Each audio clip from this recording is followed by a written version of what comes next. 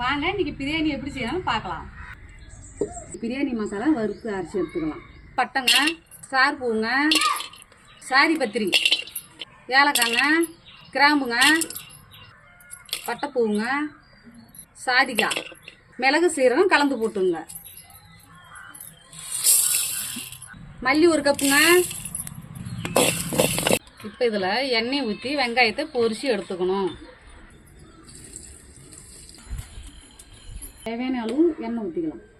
ஏலக்காய், பட்டை, கிராம்பு போட்டுங்க. வெங்காயத்தை போட்டுக்கலாங்க.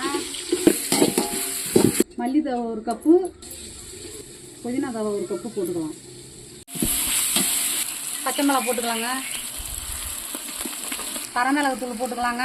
இஞ்சி பூண்டு பேஸ்ட்டு போட்டுக்கலாங்க. தயிர் ஒரு கப்பு போட்டுக்கலாங்க.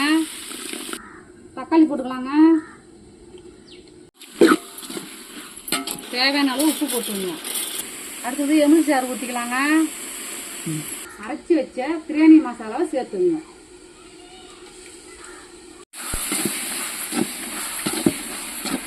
நெய் ஊற்றிக்கலாங்க.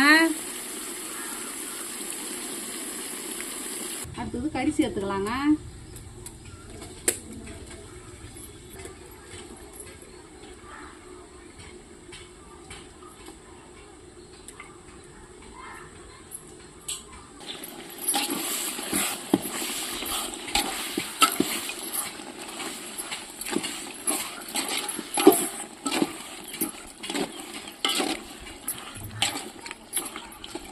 தேவையான அளவு தண்ணி ஊற்றிக்கலாம்.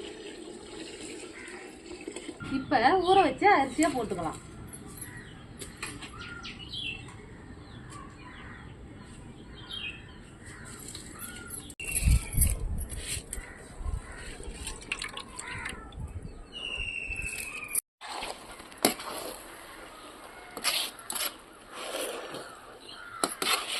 தம் பண்ணிக்கலாங்க.